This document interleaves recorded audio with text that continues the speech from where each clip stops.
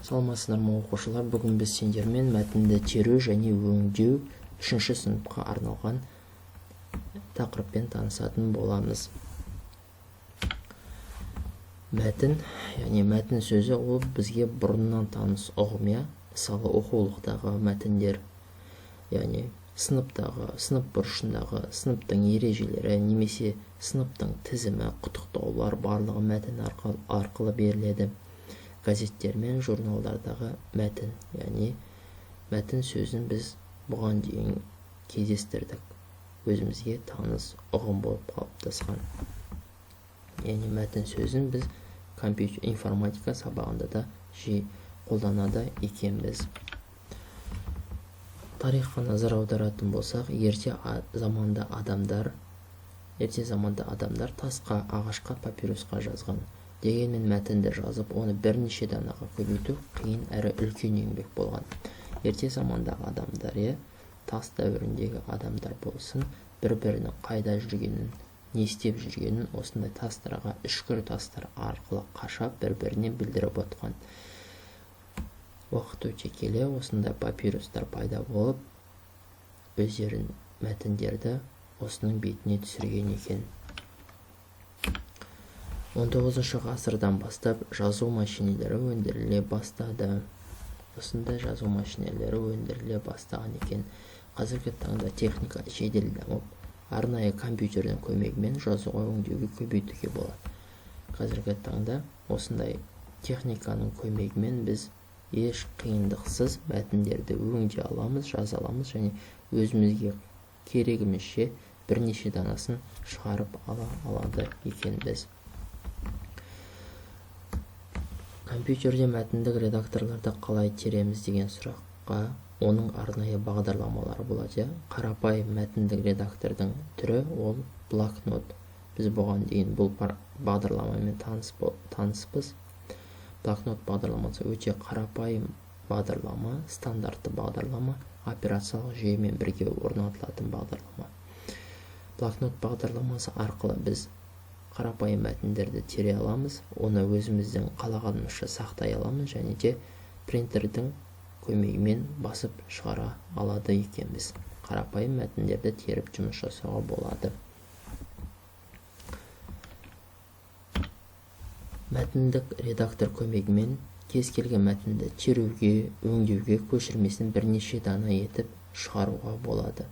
Бүгін біздің өтетін мәтіндік редактор ол бізде WordPad мәтіндік редакторы.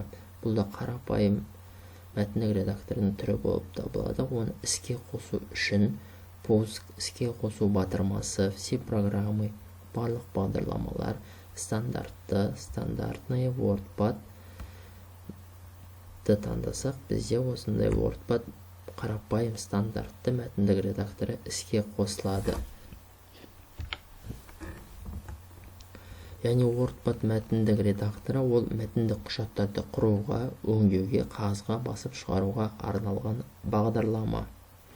Блокнотты біз өңдей алмауымыз мүмкін, ал WordPad мәтіндік редакторында мәтіндерімізді қалағанымызша әріптерін үлкейтіп, кішірейтіп, ортаға немесе шетке қойып өңдей алады екенбіз.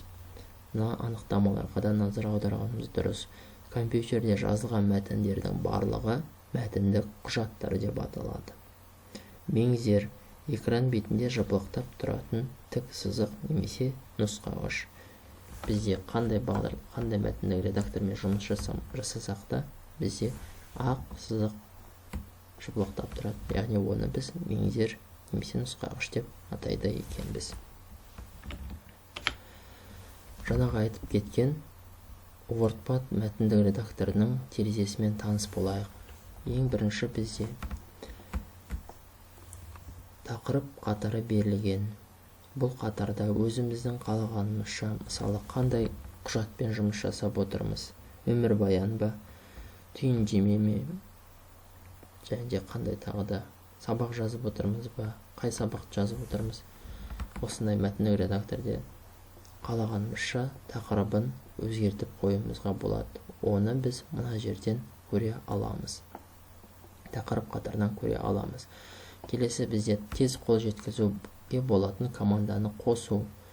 бұл жерде автоматты түрде жазып отқан мәтіндерімізді сақтауға және де қате кеткен уақытта артқа немесе алға қайтарып отыратын меңзерлер орналасқан. Келесі бізде мәзір жолағы. Бұл жерде мәтіндік редактордың баптауларын орындауымызға болады. Мына жерде құралдар саймандар тақтасы орналасқан. Мәтінімізді оңға, солға немесе ортаға жылжытуымызға болады. Және де мәтінімізді осындай құрал саймандардың көмегімен реттеуімізге болады.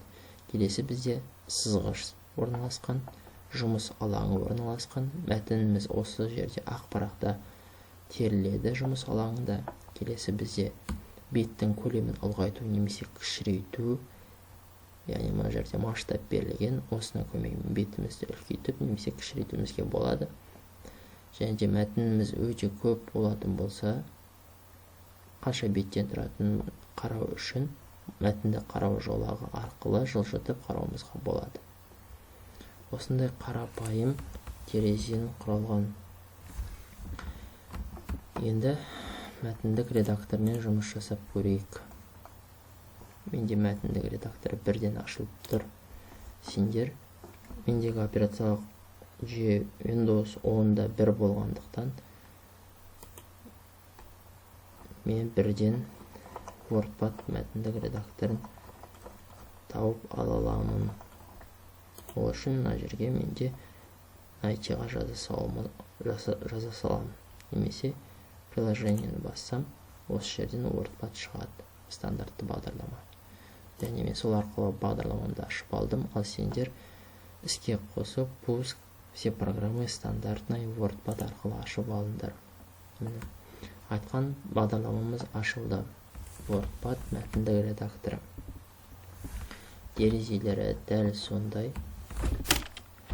Тілімізді қазақшаға аударып алар.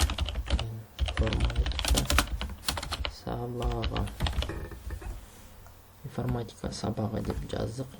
Енді құрал саймандар арқылы мәтінімізді баптауымызға болады.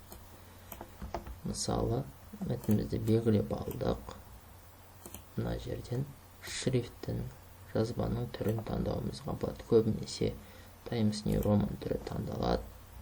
Және де мына жерден қалағанымызша мәтініміздің үлкейтіп немесе кішірейтуімізге болады. Ортаға қоюға болады.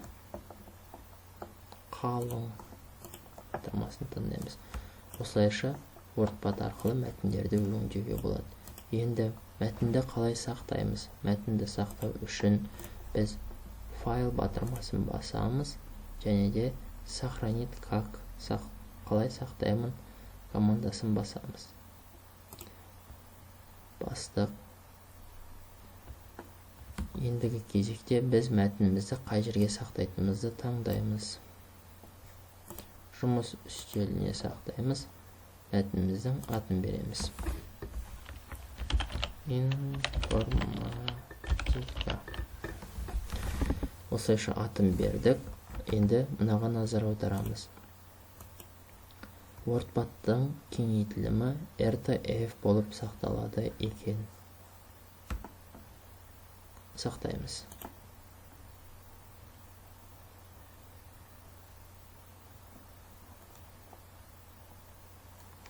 Жақсы, мәтініміз сақталды. Міне, мәтіндік редактормен қалай жұмыс жасау керегін үйрендік.